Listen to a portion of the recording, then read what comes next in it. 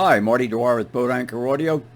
We recently purchased a Fosi TB10D audio amp. It's a Class D amplifier. It's extremely popular. It's not very expensive. We paid, I think, $70 for it.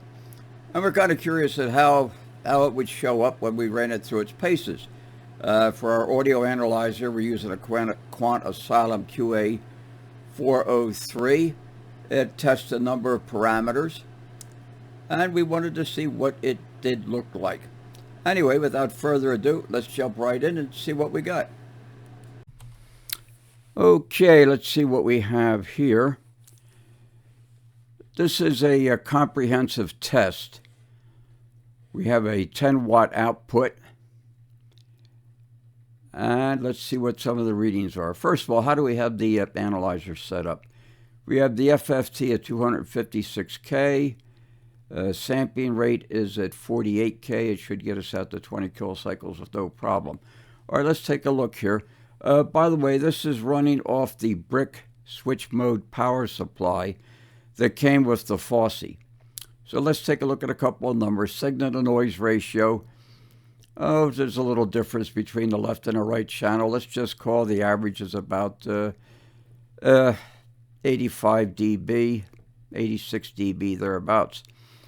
THD plus noise, which unsurprisingly is very close to the SNR. Let's call that an average of minus 85.5 dB between the two of them. It's not too bad. THD without the noise between the left and the right, let's call that an average of about minus 93.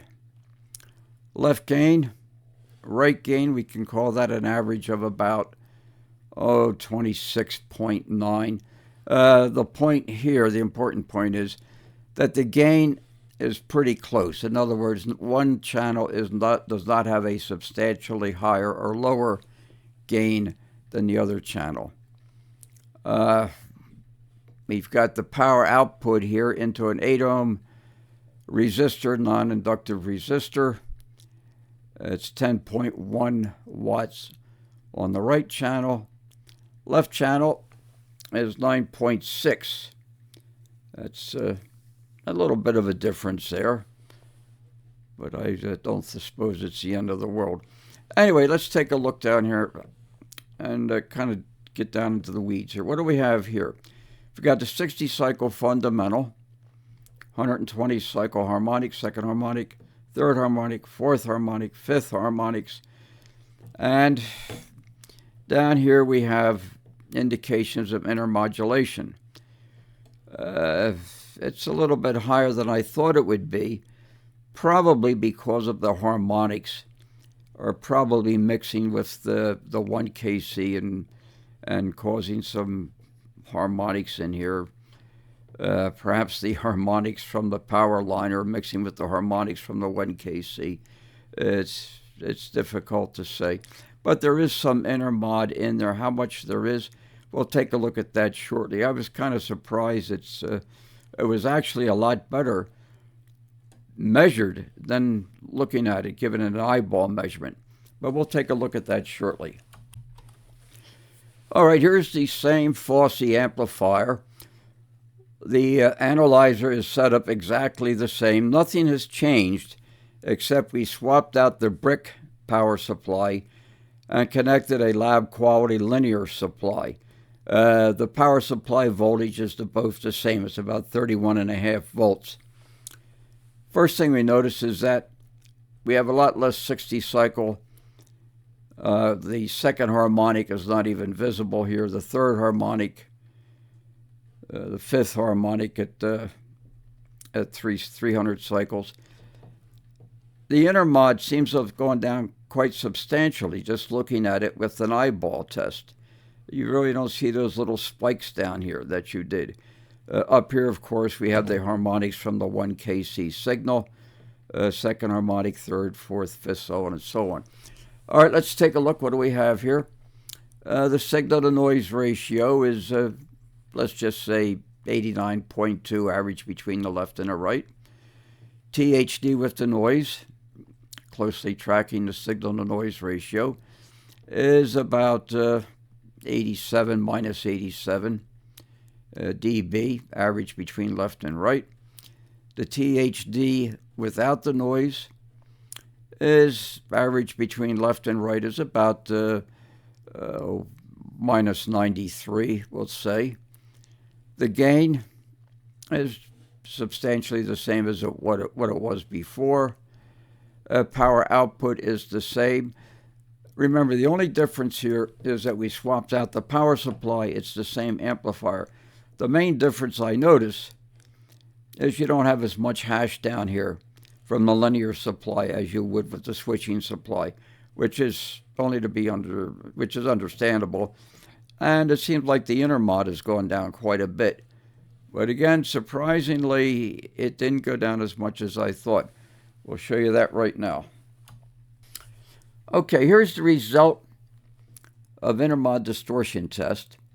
We used the Society for Motion Pictures and Television Engineers test. There's a number of tests you can use for intermod. Some of them are pretty bizarre. Anyway, this is a standard recognized test. Okay, let's look at the results. This is with the switch mode power supply that came with the Fosi.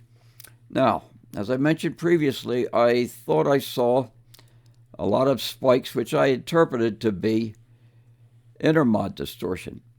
Now, that I thought, as I mentioned at the time, that intermod distortion would be greater on the switching supply than on the linear supply, which did not have those spikes. But yet, if you look at the results here, the IMD with the switching supply, the brick supply, is almost identical to the intermod distortion on the linear supply. So perhaps those spikes I saw were so low as to not really affect the intermod distortion as I've measured it here. That's interesting, and I thought that was somewhat surprising. Okay, let's take a look at the frequency response here. Now, as you look at it, we start at about, this is 20 cycles here. We go all the way up and add the generator to shut off at about 25 kcs. This is 30 kc right here. We have a log scale, so we have to interpolate a little bit. But if you look at it, as far as frequency response goes, that's pretty hard to beat for a $70 amplifier. You'll notice also that the output, the response of both the left channel and the right channel are largely the same. There's a little bit of divergence here, but that's less than half a dB. I doubt if anybody will notice that.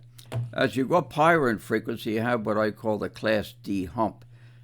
Some of these Class D amplifiers have a tendency for the frequency response to peak when you get up around 25 kcs or so. That, as near as I can tell, is primarily a function of the amplifier load. In other words, whether you have a 8 ohm speaker or a 4 ohm. Now, right now I'm using an 8 ohm dummy load on that. My suspicion is if I had a 4 ohm dummy load on here, this peak would be a lot less noticeable. In any event, there's only 1 dB difference between here and here where it peaks the most. I doubt if anybody would ever notice the difference there. I know I can't. So all in all, when all is said and done, I think the frequency response for a $70 amplifier is really, really good. By the way, we're putting out about 8 watts into the dummy load. All right, there you have it. All in all, I'd say the numbers are pretty good. It looks pretty good. The unit itself sounds pretty good. I have no complaints about that. All in all, for $70, I think I got my money's worth. So as far as I'm concerned, it's a keeper. Granted, it may not compete with a $3,000 amplifier, but I think I got my money's worth. I have no complaints. So if any of you have any experiences with this Fosi, let me know in the comments. Any questions, let me know. Be glad to get back to you. In the meantime, keep those electrons flowing. Talk to you later.